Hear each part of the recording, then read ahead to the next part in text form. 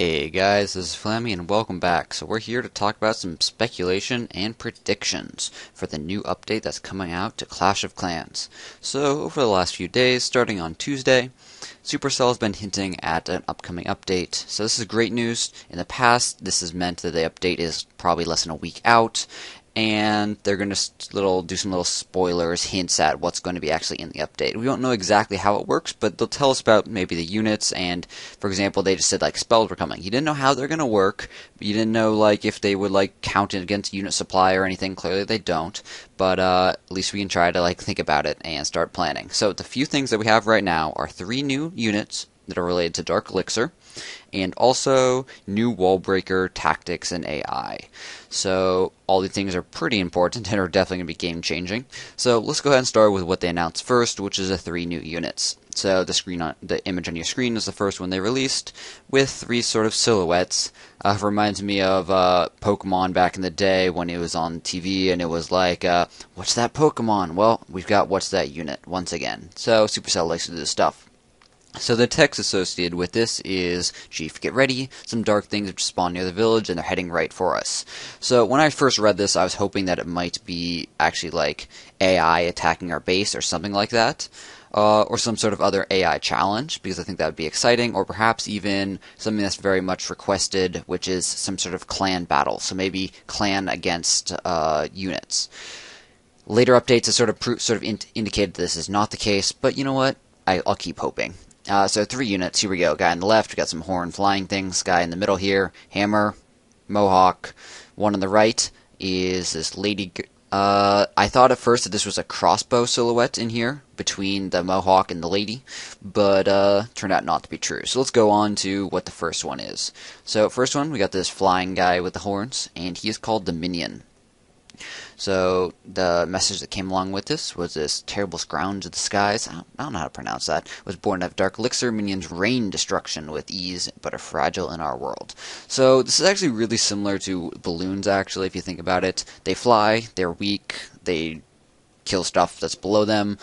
I really hope that it doesn't fill the same sort of role that a balloon fills, which is lots of high damage, high cost, slow train, but weak in terms of against air defense and stuff. At the same time, we already have the dragon, which is this sort of general damage, but lots of health, but very expensive, obviously. We needed something that's different. So maybe this guy will have some specialty attack that maybe goes after resources or something. We'll see. I just hope it doesn't fill the exact same role as a balloon, because that would be sort of ineffective. Beyond that, though, this seems to indicate that it costs Dark Elixir to get these units. One thing that this brings to mind is when you kill them, when they attack your base, perhaps they drop tombstones, which will give Dark Elixir. That would be interesting. I would love to see that happen. Alright, 2 more to go. Let's go on to the next one. So for the next one, we have the Valkarie. Valkaries, if you're not aware, are from Norse mythology. They are winged flying warriors of Odin, I think it was. I'm not as good on my Norse mythology as I should be.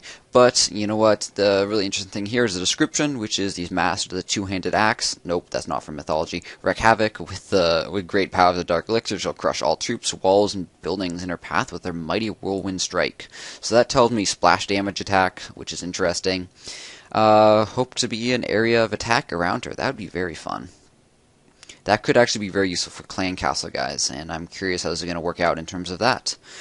Beyond that, one of the things that I was thinking about after seeing this was I'm really curious how balance is going to work with these new units. So they could just do it so you train them either out of the current barracks or out of a new barracks that's like a dark barracks or something that spends Dark Elixir. They could have it so you're limited to like 1 of each at a time. They could, so sort of like heroes. They could have them be straight up heroes where they don't ever die. That would be really, really imbalanced though. I think the best solution would be for them to incorporate them into your current existing supply. So if you build one of these, they cost, say, 10 supply each, and that just cuts into whatever other units you're allowed to have. And I think that'd be a good way to do it. But you know what? Let's move on to the last one. So this last one they haven't released a Facebook post yet, so I'm pulling this image off of a blog, not by Supercell, but this is the Hog Rider. So this guy's got his mohawk as predicted, and then he's got a pig with, well, I guess it's a boar, technically. But he's riding a boar. It's very pink, though, for a boar. Boars are actually very hairy. But interesting design decision there. We got a hammer. Most exciting thing about this guy is this is the description that comes along with it. Having tamed the fierce sleeping hog, the Hog Rider punches those who would hide behind their puny walls. Fueled by dark elixir, these warriors have never known defeat. Which sounds like they're going to be jumping walls, which is interesting. So, jump spell without the jump spell. Curious how that's going to work out. It's going to be really interesting to see what sort of guys he likes to attack. That's going to be the thing that affects these units the most, which is going to be what Supercell calls their favorite target. So what I mean by that is, if you're not aware, like goblins, their favorite target is resources. Warriors is any. Archers is any. Dragons is any. Balloons are defenses. Giants are defenses. Etc., etc., etc., etc. That's going to affect the greatest amount what these units actually mean in terms of multiplayer. Beyond that, in general, the sort of dark elixir being spent on units, I approve of that. It's going to make them so you can't just spend resources on them constantly. You just won't have enough dark elixir. At highest trophy counts, it's really going to depend on their stats, and this might turn into a bunch of new high trophy count attacking strategies, which will be interesting, but I expect will not be particularly popular, given the fact that dark elixir is expensive to buy with gems. However, top-level players might be happy because the top guys have way too much dark elixir currently. There's no way to spend it, so maybe they'll be happy with that, especially if the number you're allowed to use is limited. Either way, I'm pretty happy with just updates in general. But, alright, so now we've got something exciting. So we've got Wallbreaker Tactics. So first there was this video, or this image released 11 hours ago from when I was recording this. And this is pretty exciting. Wallbreakers are basically going to be a lot smarter.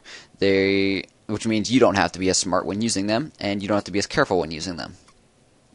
So this was the image, and it shows pretty clearly that they're going to ignore spikes, or buttresses, as I call them, so that's going to very quickly become outdated. Yeah, exciting stuff. They also released a video along with it, so I'll go ahead and place a couple clips and point out some interesting things from that. Here we go, guys.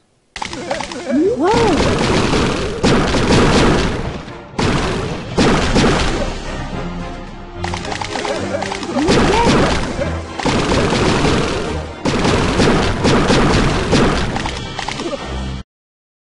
Alright guys, so that was a clip right there of the new Wallbreaker Tactics and AI. So let's check out how it is. So here's a replay, and then we're going to look at it again. Slow motion. Stop. Okay, so see right here?